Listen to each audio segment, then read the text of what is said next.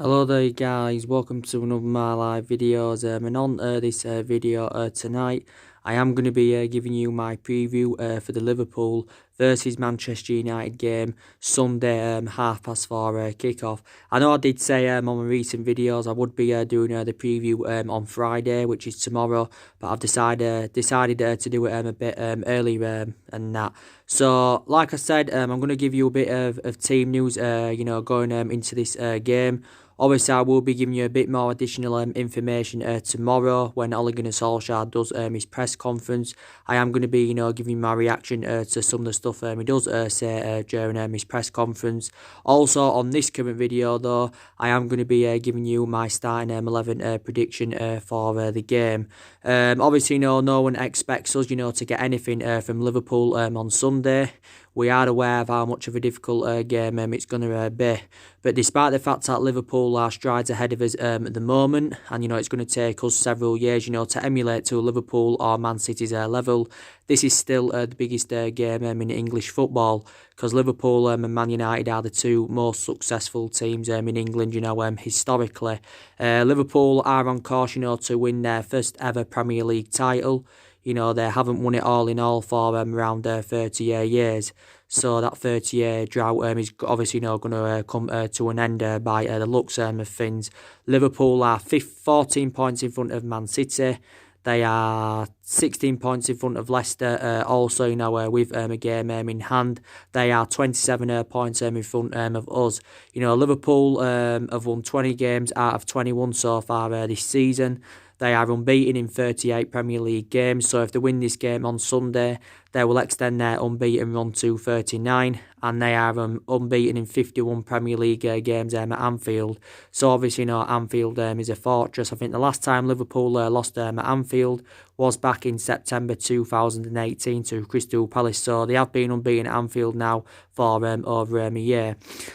But we're the only team, so far this season in the Premier League, to take many points from Liverpool, because obviously, the reverse fixture, was 1-1 at Old Trafford. Obviously, Adam Lallana scored late on, to give Liverpool a point. But, Jurgen Klopp's record, is not so good against Man United, I think Liverpool recommended Jurgen Klopp in, was it in 2015 or 16? He has faced Man United around 10 times at the moment as Jurgen Klopp. And he's only won 2 games. He's lost 2 games. And obviously, there has been 6 draws. So there has been a lot of draws, between Man United and Liverpool in recent years. Our record at Anfield, it isn't that good recently. I think the last time we won at Anfield was back in 2016 when Ray Rooney had scored that late goal. If you do remember that rightly, that was back under the Louis van Gaal era. But, we do seem to do well against Liverpool at Old Trafford. It's total comparison at Anfield, but at Old Trafford we do well against them. Because we beat them the vast majority of the time at Old Trafford. Like I said, Liverpool have only beaten us at Old Trafford, twice, I think in the last, 10 or 11 years. And I think the last time Liverpool did the double over us was back in the 2013-14 season. The fixture at Anfield last season was 3-1 to Liverpool. If you do remember rightly, Liverpool had around 36 or was it 37 shots in that game. I think, we only had around 5 shots in that game. Obviously, that reflected on that game. That had ended Jose Mourinho's 2.5-year tenure at the football club. But it's always a very, very big game, like I said, Liverpool and Man United. Liverpool, of course, have got some injuries. They've had quite a lot of injuries this season, so too have, we've had a lot of injuries as well. I think Liverpool have got Fabinho out, Dejan Lovren out and Joe Matip out. Well, they've been out of injury, but I think they're expected, to be fully fit for the game on Sunday, or are them 3 players. They've also got Naby Keita out and James Milner. I think, they're going to be a doubt for the game. But Liverpool have just had some players that have come back from injury. Chamberlain's just come back. Shaqiri's just come back from them. He scored twice in this fixture last season, by the way. I still think, they've got Nathaniel Klein out with injury. But, so you got to say, Liverpool are going to win this game and that, definitely. And we can't It's going to be interesting to see, how Solskjaer approaches this game, because this is Solskjaer's first appearance at Anfield as Man United manager, and according to him, this is stemming from Solskjaer. He says he's found a way, of how, we can play against Liverpool, and obviously Gary Neville's instructed how Manchester United, can beat Liverpool, but I think he'll go with a 4-2-3-1 formation, because he's been going with that formation on a regular basis this season. Maybe in some aspects it seems to have suited our standards, but in the vast majority of the games it hasn't really suited our standards. In the game at Old Trafford against Liverpool early on the season, Solskjaer reverted to 3 at the back, and that system, especially in that particular game, seemed to suit our current standards. But I've got Ruiz, coming into this game anywhere, because I give you the news regarding Marcus Rashford earlier on, didn't I? I give you the news regarding him. These reports emerging out saying that he could be a doubt for this game against Liverpool. I'm hopeful that his injury is not too severe. I think Rashford will be further assessed in the next couple of days. But even if he doesn't start, we can be hopeful, that he should be involved. Or he may start, but he may play 50 or 60 minutes and then come off. But yeah, Rashford did sustain a back injury in the game against Wolves yesterday night. I think he was involved in a challenge with Matt Doherty, and he obviously came off with a back injury. Solskjaer did say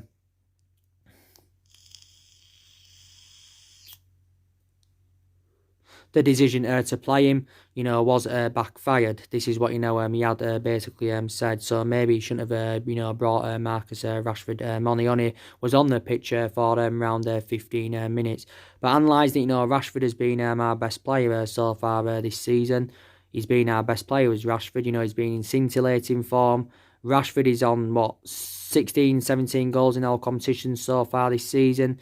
He scored 63 senior goals for the football club since he broke into the senior squad back in 2016. And Rashford, not only that, Rashford has also, got a very, very good record against Liverpool. And I think his record anywhere against the top 6 sides is also, fantastic. So hopefully, he can be fit for the game. But we'll know more news regarding Marcus Rashford tomorrow. But his long-term solution for Man United, he's only 22 years of age. He was obviously injured early on this season. I think he obviously was injured last season and that. But it's really infuriating because, we've had players coming back from injury. Now more injuries are coming onto the horizon. Obviously we know that Pogba and McTominay, they're definitely not going to be playing on Sunday, because Pogba and McTominay are not expected back until February. I think the positive is that Eric Bailly could be involved in the game on Sunday. I don't think he'll start, because obviously Harry Maguire and Victor Lindelof are our first choice centre-backs. But I think he could be involved because Bailly is very injury prone. He's sustained a lot of injuries as a Man United player. Bailly is now, he's not played this season because he's been out for the entirety of the season with a knee injury. So Bailly's been out since pre-season. Fosu Mensu's been out with a knee injury. Luke Shaw's been out with a hamstring problem. Luke Shaw was obviously not injured earlier on in the season. Lingard has just come back from illness. I think, Rojo's still out with injury. So we've had a lot of injuries, this season. That's not excusable, of how inconsistent, Man United have been. It's not excusable and that. And, obviously we've got a lot of young players in the squad that are developing and trying to improve. So take that into account. But want to win this game against Liverpool, because we need to keep our top 4 ambitions alive. And Solskjaer recently said we need to find that consistency, if we are to get the top 4 this season. And I did say, didn't I, we've got some ambitions this season. And Solskjaer is aware that he's got many expectations to exceed this year, definitely. So I think for Solskjaer, to be given another season at Man United, I think, by the end of the season, we need to get some silverware on the board. We also, probably need to finish in that top 4. So the Europa League, of course, is a chance of silverware. It's also another route to Champions League football. The FA Cup's another chance of getting a silverware on the board. I'd love Manchester United to win the FA Cup, because we haven't won it since 2015. But yeah, so we will see what happens as well. But we can't part the bus against Liverpool, because we did that under the Jose Mourinho era, you know, quite a few times. You know, I think we've got to go in with we've got to go in attacking minded. We've got to take the game to Liverpool. You know, we can't just sit back and, you know, invite pressure, because doing that, you know, Liverpool are just basically, you know, going to punish us. And, you know, like I said, you know, Liverpool have got a really, really good team. You know, the back of the manager, Jurgen Klopp. And like I said, you know, if Solsjkaer is given the time, you know, that he is demanding, then maybe he can emulate into Jurgen Klopp. I don't see him invoking Ferguson's legacy at Man United, but maybe he could emulate into like a Jurgen Klopp or whatever, because analysing it, when Liverpool first recommended Jurgen Klopp in, he didn't settle in straight away. You know, like I said, his record after his first, 28 or 29 games was actually as bad as Solskjaer's first 28 or 29 games at Man United, so take that into account. But Jurgen Klopp, of course, has emulated himself up, and, you know, look at the position he's in now. He's totally a comparison to Solskjaer. You know, I think his philosophy is very, very good at Liverpool. You know, he has got a contract with Liverpool until 2024. He has now won 3 major honours with Liverpool as Jurgen Klopp. You know, Liverpool won the FIFA Club World Cup. That was the most recent trophy they won. They won the Super Cup earlier on in the season, and they won the Champions League at the end of last season against Tottenham. And of course, Liverpool have won 6 Champions Leagues, definitely in that. But Liverpool's you know, ambition is to obviously, you know, win the Premier League. You know, they're not bothered about, obviously, you know, the FA Cup. You know, I don't think they'd be too bothered about the Champions League. You know, they'd love to win it, obviously, but, you know, they just obviously, you know, want to win the Premier League, do Liverpool. And like I've said, you know, they've come close on quite a few occasions. You know, Liverpool last season should have won it. They finished on 97 points last season, did Liverpool. So they finished just 1 point behind Man City. You know, they came close under the Brendan Rodgers era, because, you know, Brendan Rodgers enjoyed 1 good season with Liverpool. You know, they came close back in 2009. So Liverpool have come close on quite a few occasions, definitely in that. And, you know, I don't think Liverpool will be making any signings in this January transfer window. I don't see that happening. I know that they've obviously, you know, signed Takumi Minamino. They got him for just over £7 million from Red Bull Salzburg. He officially joined them on the 1st of January, but Liverpool announced the signing before the January transfer window opened. I think he's a squad player, is Takuma Minamino, so maybe he'll get into the Liverpool team more next season. It depends who Liverpool get rid of, because I think Liverpool are considering, you know, getting rid of players. But obviously, reflects on the injuries they've had as well. They've obviously, you know, said they wanted to bring some players in, obviously, you know, to cover up, you know, with the injuries, you know, that Liverpool have had. But, you know, Liverpool have got a lot of good players. Like I said, they've got the best centre half in the world through Virgil van Dijk, who they paid £75 million for. I think also Harry Maguire is a very, very good centre half for us. We've obviously paid £5 million more for Harry Maguire than what Liverpool paid for Virgil van Dijk, and you can say Maguire is totally comparison to Van Dijk, because Van Dijk is the best centre half in the world. Harry Maguire is still one of the best centre halves in the world, and that. But, you know, I think Van Dijk is definitely now on another level to Harry Maguire, definitely. And we overpaid for Maguire. You know, we paid, £80 million for him. He's the most expensive defender in the world. He's the second most expensive signing at the football club. But I've got to say, he's addressed our defensive deficiencies well. And I think if Young is to lead the football club, I think, you know, we should name him as our permanent captain, to be fair, because he shows great leadership. Does Maguire. Liverpool have got 2 fantastic fullbacks in Trent Alexander-Arnold and Andrew Robinson. 2 very, very good fullbacks. I think, you know, with Trent Alexander-Arnold being Liverpool's first choice right back, I think they need to consider offloading Nathaniel Klein, because Nathaniel Klein, like I said, is injury prone, and, you know, he's obviously doesn't really get in the team and that. So maybe he's one of the players Liverpool should consider getting rid of. Liverpool have also got a lot of midfielders. You know, they've got the likes of Jordan Henderson, who I think's definitely rejuvenated himself. You know, Fabinho's been out of injury, but when he plays, he can do well. James Milner, he's still going strong, even though he's like in his 30s. Is he in his early 30s now or something like that? He come off injured in Liverpool's win against Everton. They've obviously, you know, got Keita. He hasn't done so bad for them. So they have got a lot of midfielders. Adam Lallana, I think he's another player, you know, Liverpool could consider getting rid of. And I've got a great attacking trio in Salah, Firmino and Mane. And they do blend in very, very well together. I don't think Salah's performed to the standards as Liverpool expected from him this season, but still a very, very good player. Maybe I'm sceptical that Salah from now will spend the entirety of his career with Liverpool. I think at one point, maybe at some time in the future he will move on with Mohamed Salah.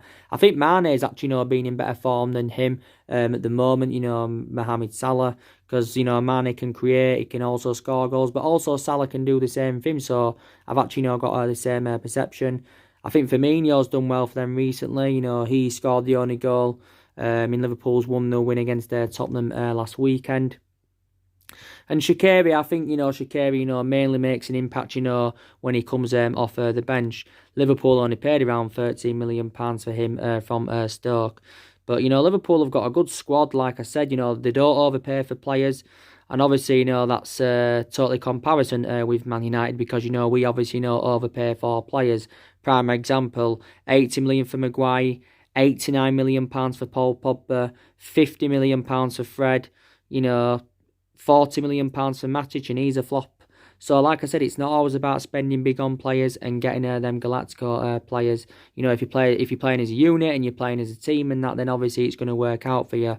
And this is exactly what Liverpool done. But Liverpool's style of play under Jurgen Klopp is sometimes they will counter attack.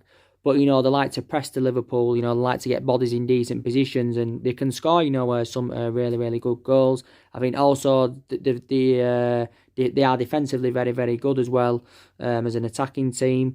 But since Virgil van Dijk went in there anyway, he's addressed Liverpool's defensive deficiencies without a shadow of a doubt.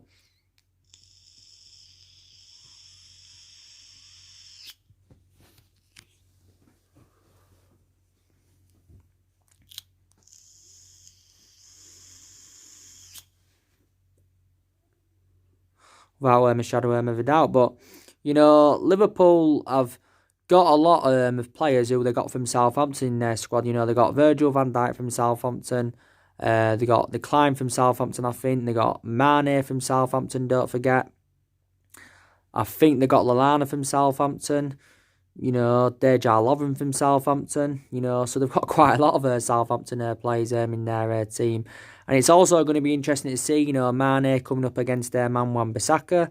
I've got to praise Wan-Bissaka because I think he's done well recently, for us. I think he's been a good addition to the squad since we recommended him in from Crystal Palace last summer. Don't forget he only made his senior debut in February 2018. And, he's made a big impact for Man United as Wan-Bissaka. Got to say, he's one of the best right-backs in the Premier League. I have got to be honest. So it's going to be interesting, and it's also going to be interesting to see the likes of Lindelof and Harry Maguire, coming up against the likes of Salah and Firmino.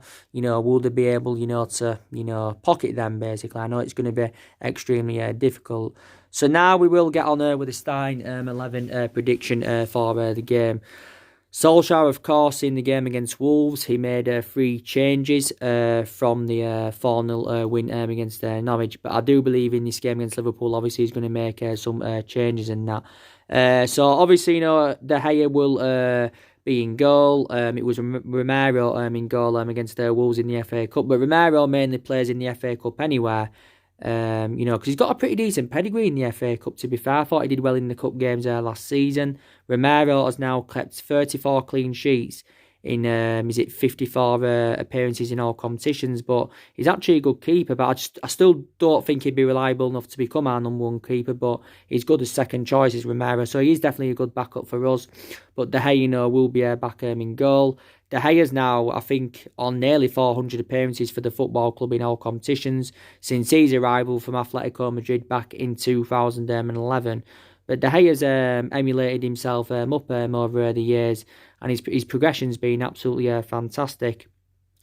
And, I know now at this present time he's not the best goalkeeper in the world. I've got to say Allenson is better than him at this present time, but overall he's regarded as one of the best goalkeepers in the world.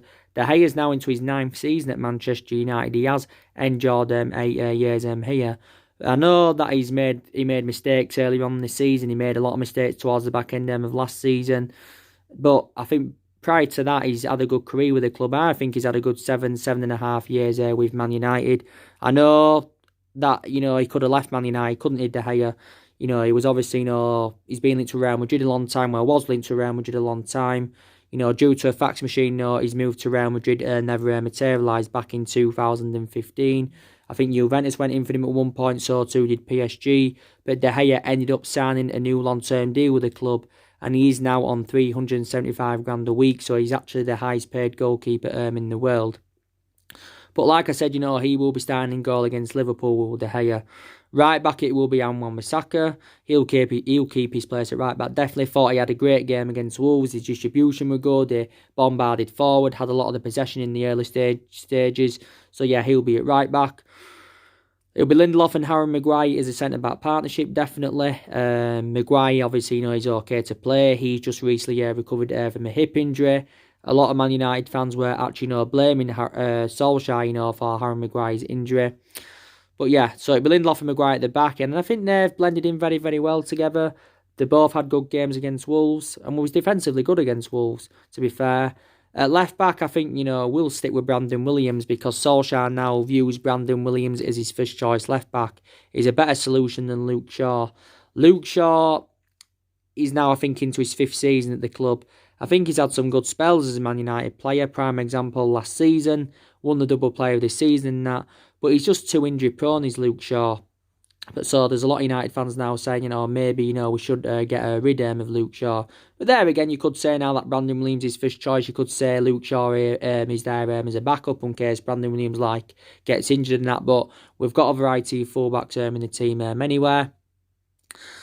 And the midfield, obviously Pogba and McTominay can't play because they're both out with injury. So I probably believe we'll go with Matic and Fred in the midfield, or we could go with Pereira and Matic, or Pereira and Fred, or whatever. I think we're going to go with Fred and Matic in that midfield, definitely. The 3 attackers, I don't know if Rashford's going to be starting this game, but I'm going to go with Daniel James to start on the left-hand side. I'm going to put Juan Mata in the number 10. Juan Mata deserves to keep his place in the team, I think, because I think he's done well in his last couple of games. Scored against Wolves, scored a very, very good goal, lovely chip past Ruddy. Martial got the assist, and he also provided 2 assists against Norwich, did Juan Mata. So maybe, he should start this game against Liverpool. Don't forget, at Anfield, quite a few years ago now, he scored twice. One of them was a fantastic bicycle kick. We beat Liverpool 2-1 in that game under the Louis van Gaal era. I think we beat Liverpool around 4 times under the Louis van Gaal era. So I would put Juan Mata in that number 10. I know he's lost that pace in that, and he's 32, 33 now or something like that. But, he still can be a very, very good player. And on the right-hand side, who would I put on the right-hand side? Probably Mason Greenwood. I think Mason Greenwood, to be fair, needs to start playing more regular in the Premier League. He's been playing in the Cup games and the Europa League games and all that, but he needs to start more regularly in the Premier League. I think he's only started around 2 or 3 games so far in the Premier League this season. And, Solskjaer, recently said he needs to focus more on Man United before he gets called up for the Euros. It is the Euros this year, by the way. Gareth Southgate is considering, Mason Greenwood for the Euros. But Solskjaer's had his perception on Greenwood, and he thinks, Greenwood will enjoy a long career at Man United, and he thinks he'll enjoy a successful career with Man United. So I'm going to actually say, Mason Greenwood on the right. If Mason Greenwood doesn't start on the right, maybe Andres Pereira will play on the right. Chon can play on the right, but I can't see Chon starting. And obviously, centrally, Anthony Martial. So that is my starting 11 prediction for the game. Like I said, Anthony Martial now obviously plays in that number 9 role because he's more effective in that central position. So, yeah. Maybe if Bay's fit, maybe he will come on in the game. He won't. I don't think he'll start the game. Bay, if Rashford obviously is fit, he may come on. He may even start for all I know. Like I said, we'll know more news regarding Marcus Rashford tomorrow after Ole Gunnar Solskjaer's press conference reaction. But like I said, I'm sceptical that we're going to get out from this game against Liverpool. To be fair, I would be happy with a draw. It would be absolutely amazing if we did win the game. But you never know, because like I said, this season against elite opposition, we've done really, really well against elite opposition. You know, we got a draw out of Liverpool early on this season. We're beating Chelsea 4-0 at the beginning of the season. That was one of our biggest wins in the Premier League this season. So too is the 4-0 win against Norwich and the 4-1 win against Newcastle. We beaten Leicester at home 1-0. We beaten Tottenham and Man City. You can say them two games totally saved Ole Gunnar Solskjaer's managerial tenure at the football club. But we just haven't really replicated against lower opposition, you know, what we've done against elite opposition. So you just never know in football. And even if we were to win this game on Sunday against Liverpool, it wouldn't change out in terms of the... It wouldn't change out with the league and that, because I still think even if Liverpool don't win, you know, they will still win the league, definitely. That's obviously, you know, very, very imminent now. So we will see what happens. Obviously, I've been keeping you up to date on a regular basis regarding Bruno Fernandes. He's looking very imminent. He's going to be our first signing in this January transfer window, and he's going to be our fourth signing overall under the Ole Gunnar Solskjaer era. Bruno Fernandes will not be making his debut on Sunday against Liverpool, because obviously it's been confirmed that we're not going to be getting him tomorrow by 12 p.m. He did say if we could have done though, he would have made his debut on Sunday. But the Sporting Lisbon boss has had his overarching view on it, and he said that Bruno Fernandes will be playing for Sporting Lisbon against Benfica tomorrow. Like I said, Sporting Lisbon and Benfica is the biggest game in Portuguese football. So yeah, we should, according to reports in the Portuguese press, and the vast majority of the stories about Bruno Fernandes anyway have been coming from Portugal sources. You know, they've basically said that Man United should sign him by the end of the week. George Mendes, of course, was in the director's box at Old Trafford yesterday. He's obviously, you know, helping us complete a deal for Bruno Fernandes. And also, too, George Mendes yesterday was in London. So he's going to be key, you know, for us getting Bruno Fernandes. But reportedly, Man United have agreed to personal terms with Bruno Fernandes. I think he's agreed a contract worth around £130,000 a week. I think it is a 5-year deal I was reading about the other day. So he's going to be under contract with the club until 2025. And obviously he's got an increase in his wages. He's going to cost us quite a bit of money, is Bruno Fernandes. You know, we're going to have to pay around, I think he's going to cost us from between 60 to 65 million. You know, we're going to pay around 50 or 51 million pounds up front. And obviously, you know, these are going to be add-ons included in the deal. You know, definitely. I think it's going to be a straight cash deal, by the way. I don't think Marcus Rojo is going to be part of the deal of what I've read, even though Sporting Lisbon have demanded Rojo as part of the deal. And also, too, it did say Andres Pereira also, you know, could be part of the deal. But Bruno Fernandes has notified Sporting Lisbon that he does want to leave, and his preference is move to Manchester United. His preference was comparison last summer, because I think last summer he wanted to make the move to Tottenham. But last summer, Tottenham, City and Liverpool were all in for Bruno Fernandes. But, you know, a lot of narratives have been going on about Bruno Fernandes, you know, since, like, you know, last week. Because obviously, you know, Sporting Lisbon president Federico Varandas and Bruno Fernandes' agent had obviously, you know, flew to London to obviously, you know, meet up with Ed Woodward. And Solskjaer had gone and watched Bruno Fernandes in action in Portugal with Mike Phelan on the 5th of January to watch Bruno Fernandes in action against Porto.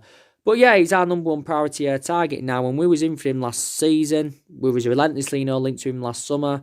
But the main explanation why we didn't get him last summer is because, you know, we didn't put an official bid in. We weren't willing to meet Sporting Lisbon's valuation. But I've got to say, Bruno Fernandes is going to be a great addition to the squad. He can score goals, he can create chances, and he can provide goals from that midfield. His passing accuracy is very, very good. He is predominantly an attacking midfielder, and we are seeing him as an adequate replacement for Paul Pogba. I think Bruno Fernandes' initial release clause is around... Is it 85 million or something like that? But obviously no team's going to be determined to pay that. And he extended his contract with Sporting Lisbon last season, and I do presume that would have been reflected on his good performances. He extended his contract with Sporting Lisbon until 2023. But yeah, very, very good player. And he's been a revelation for Sporting Lisbon. He also played in Italy, when he was younger. But I think he's good enough for the Premier League, and I think he'll succeed in the Premier League. I think at Man United, who replicate what he has done with Sporting Lisbon. Now, obviously, from a Sporting Lisbon perspective, they're not much of an imperative players, but from their perspective, they'll be happy that they're generating a substantial amount for his departure and that they're going to make a huge profit on the player. Because Sporting Lisbon got him from next to note from Sampdoria. And Sporting Lisbon, of course, now are going to probably look for a replacement for him. So yeah, he's going to be our fourth signing overall under the Ole Gunnar Solskjaer maybe. But we are aware that we need more than Bruno Fernandes. He's not enough for us. I think we also need to add another midfielder in there, because we obviously need a replacement for Ander Herrera. It would be beneficial as well if we could recommend at least one striker in. I know the likes of Martial, Rashford and James have all been in good form, but I think we need to add more experience in that attacking line. And there's possibly other areas in the squad as well that do need to be addressed. But, I said, didn't I, it's very imperative that we do recruit the right calibre players into Manchester United this year, that can get us back to being a competitive elite level football club and get us back, to being title contenders. And, Solskjaer recently gave his overarching view on our title ambitions, for like next season, and he's not confident that we will mount any kind of title challenge up next season. But for us to be back to how we want to be, it's going to, take a long rebuilding process, definitely. But one thing that's definitely got to improve, and that's our recruitment, because our recruitment policy has been very poor for several years. But like I said, despite the fact we've been inconsistent for the last 6 or 7 years, we are one of the biggest clubs in the world. We are the most successful team in England historically, reflecting on the amount of titles and that we've won. And this club has the resources and the backing of the club, to spend a substantial amount this year. I think Solskjaer's got unlimited funds. I think at an estimated guess, we're going to spend from 250 to 300 million pounds this year on recruiting new additions into the football club, definitely in that. But yeah, we will see. I think we'll get more players in the summer, because we've got quite a few players on our agenda who we could go in for in the summer. But if we could get, Bruno Fernandes and someone else in, or maybe even 3 signings in this January window, I would be, very, very relieved. But, obviously with incomings now assured in this January window, hopefully, then obviously now Solskjaer in that aspect will be determined to offload players, because there's definitely still problematic players at Manchester United that do need to be moved on. There is, and I think, we need to get rid of another 6 or 7 players at least, definitely. I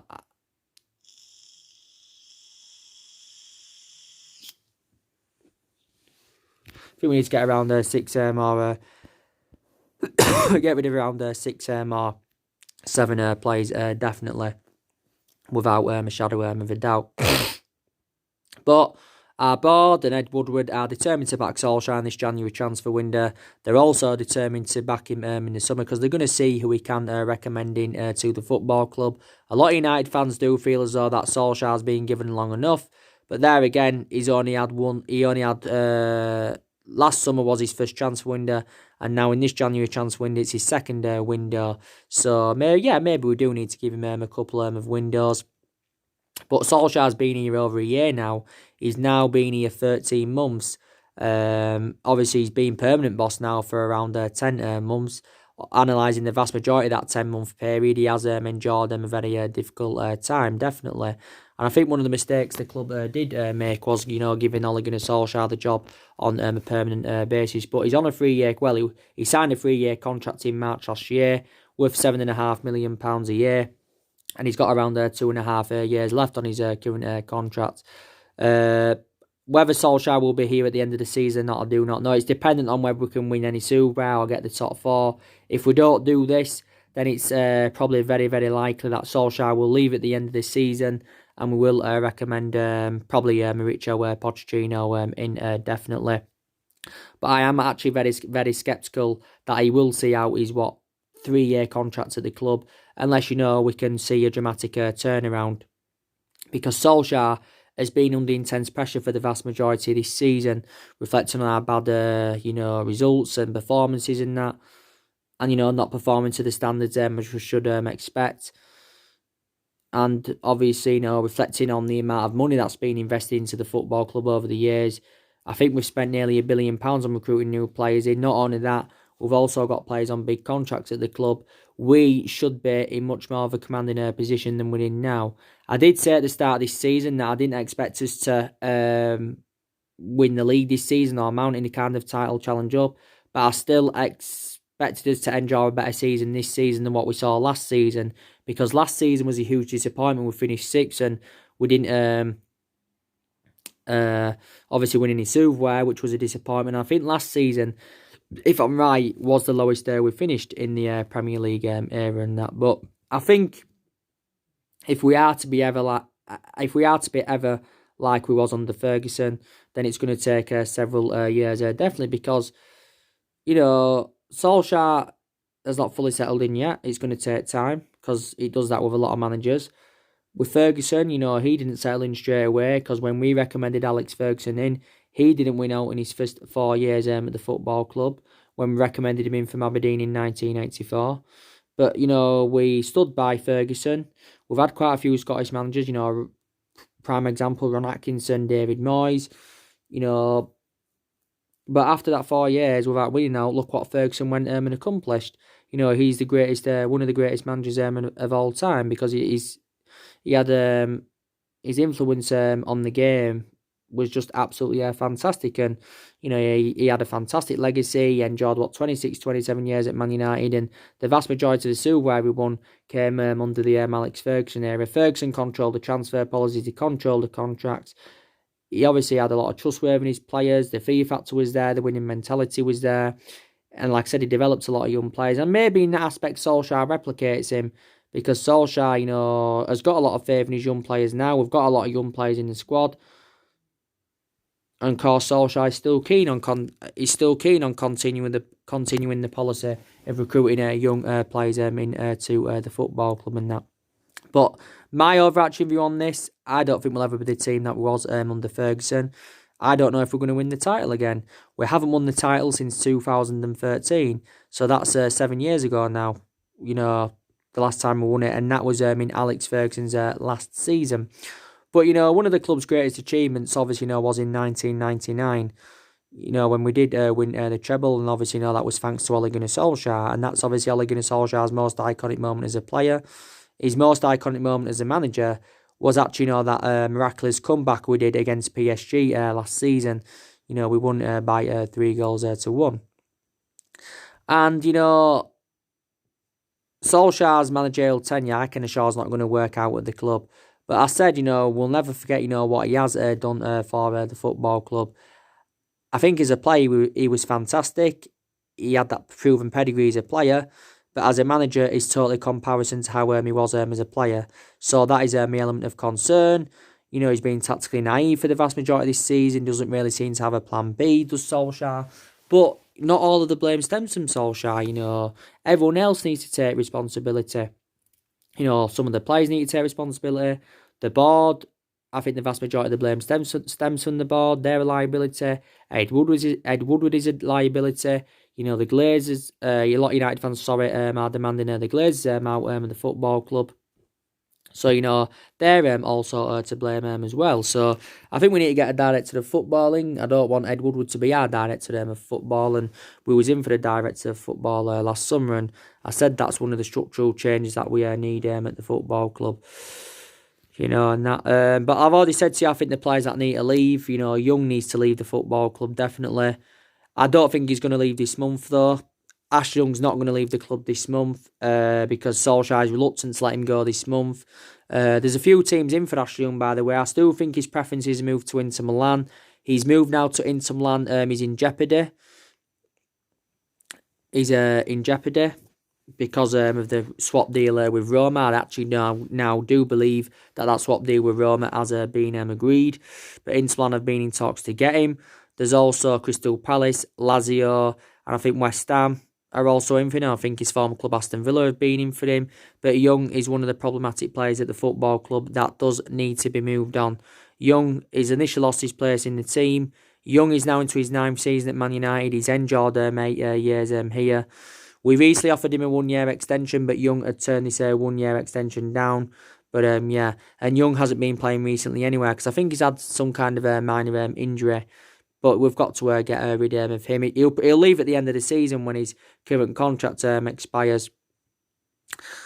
And I think Jones needs to go, Rojo needs to go, Matic needs to go, Lingard needs to go, because he's also inconsistent. I think we also need to move Chong on. So there's still a lot of players I'd get rid of, and there's still players as well I would be determined to keep at the football club. I'd keep Rashford, keep Martial, keep Lindelof Maguire, keep Bissaka, keep Daniel James, keep McTominay, because I thought before he got injured, he did really, really well. I'd get rid of Paul Pogba, by the way, forgot to mention him. He won't leave in this January transfer window, Pogba, but I think he'll definitely leave in the summer, So, yeah. And that's mainly everything to update you with today, guys, on this current video. So that's your Liverpool Man United preview, and I wanted to give you all the rest of the latest news that's going on. There will be more videos coming up tomorrow. There'll probably be my reaction to Solsjkaer's press conference will be coming up tomorrow. Also, we'll be giving you an update on some more transfer news and that, keep you up to date with the Bruno Fernandes news and that, so we'll see. So anyway, guys, drop your comments, likes below on the channel. If you do, consider subscribers always, and take care, God bless, and I'll see you all again very, very soon.